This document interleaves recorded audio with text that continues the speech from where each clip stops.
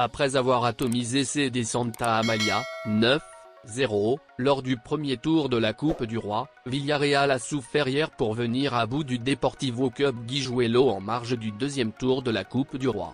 Ayant ouvert le score très tôt dans le match, 14e, par Pepe Carmona, le petit Pousset va espérer créer l'exploit pendant de longues minutes avant que le sous-marin jaune n'égalise sur un pénalty transformé par Gérard Moreno, 41e.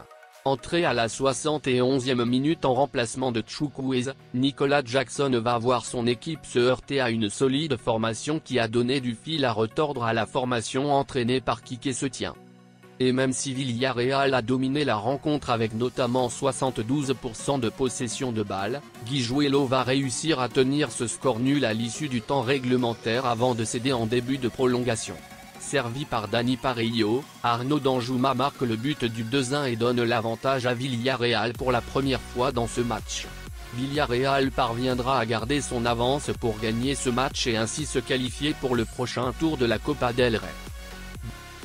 Les Échos dans sa parution informent que certains membres de la Fédération sénégalaise de football, FSF, réclament le départ de Aliou Cissé au motif qu'il a atteint ses limites. Bien qu'il ait renouvelé son bail jusqu'à 2024, son avenir à la tête de l'équipe nationale s'assombrit. Aliou Cissé a atteint ses limites, tranchent les pourfendeurs du sélectionneur national, cité par le journal. Il n'a pas atteint l'objectif qui lui a été fixé. C'est-à-dire qu'il n'a pas pu atteindre les quarts de finale au Mondial 2022. Une des sources de Les Échos pointe le fait que l'ancien capitaine du Sénégal a tendance à convoquer des joueurs qu'il ne fera jamais jouer quoi qu'il arrive. Une manière sans doute de dire que le sélectionneur national porte des œillères. Pour rappel, au sortir de la CAN en Égypte en 2019, des fédéraux avaient réclamé le départ du sélectionneur qui avait eu à l'époque le soutien du président de l'instance, M. Augustin Senghor. En son temps, il y eut même un quiproquo en pleine réunion entre le patron du football sénégalais et son deuxième vice-président Abdoulaye Sow. Aliou Cissé est en poste depuis 2015.